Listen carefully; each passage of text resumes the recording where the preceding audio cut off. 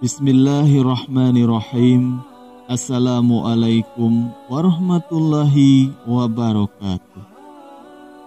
Alhamdulillahilladzi an'amana binikmatil iman wal islam. Wa nusalli wa nusallim ala khairil anam Sayyidina Muhammadin wa ala alihi wa sahbihi ajmain, amma ba'du. Puji beserta syukur marilah kita panjatkan kepada Allah Subhanahu wa Ta'ala yang telah memberikan beribu-ribu nikmat. Tidak lupa salawat dan salam tercurahkan kepada Nabi Muhammad sallallahu alaihi wasallam, keluarganya beserta sahabat. Semoga kita semua mendapatkan syafaatnya dan mendapat petunjuk hingga hari kiamat nanti. Marilah kita senantiasa bersolawat serta mengucapkan salam kepada junjungan kita Nabi Muhammad sallallahu alaihi wasallam. Allahumma sholli ala Sayyidina Muhammad wa ala ali Sayyidina Muhammad.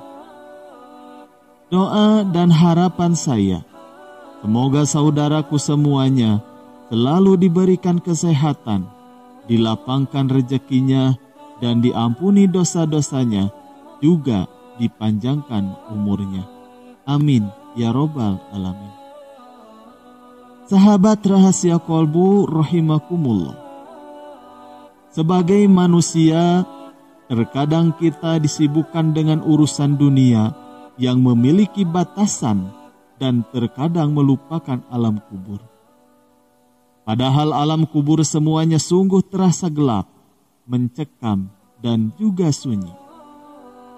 Setelah kita menempuh kehidupan panjang sebagai seorang manusia, kini jasadnya siap menyatu dengan bumi. Isakan tangis dari anggota keluarga yang mengantar jenazah dengan tangisan yang menyayat hati. Serta suasana senyap di antara pepohonan di area pekuburan membuat situasi bercampur haru dan mencekam.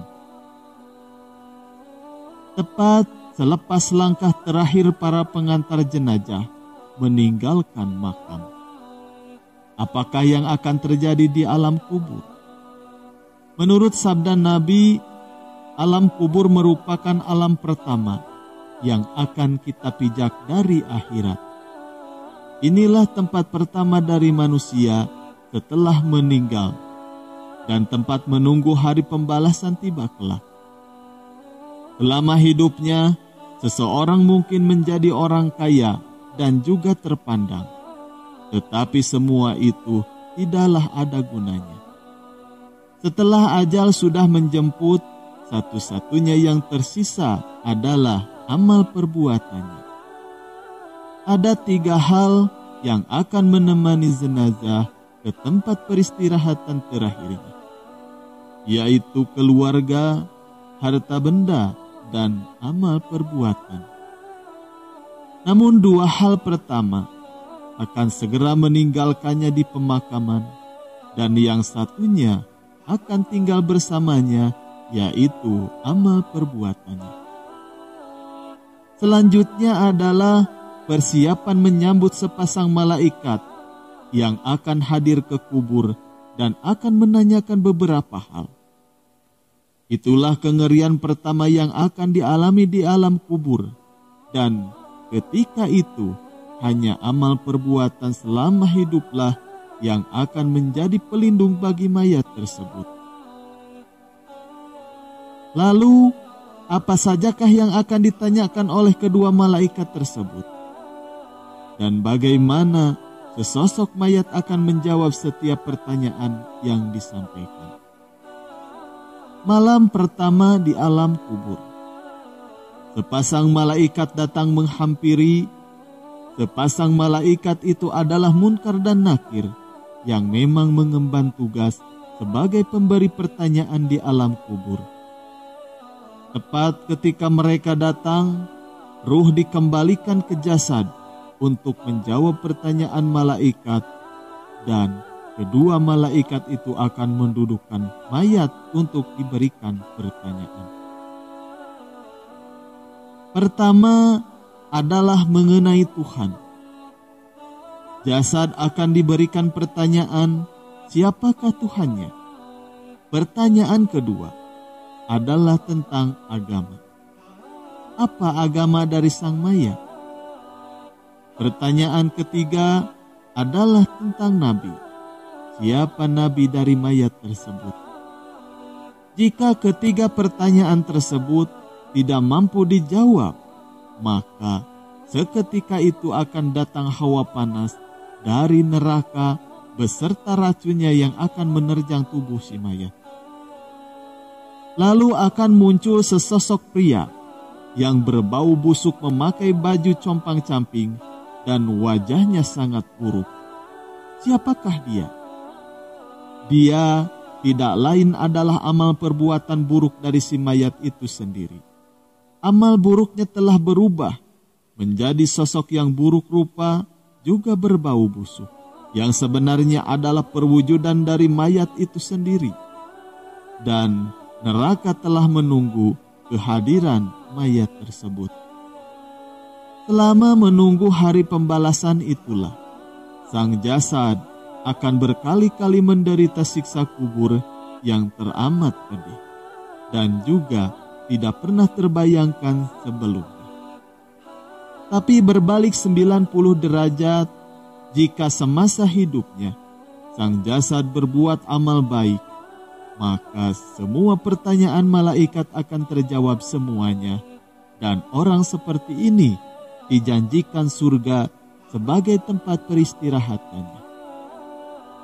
Selama masa menunggu di alam kubur, perubahan fisik pada jasad akan berlangsung selama 25 tahun.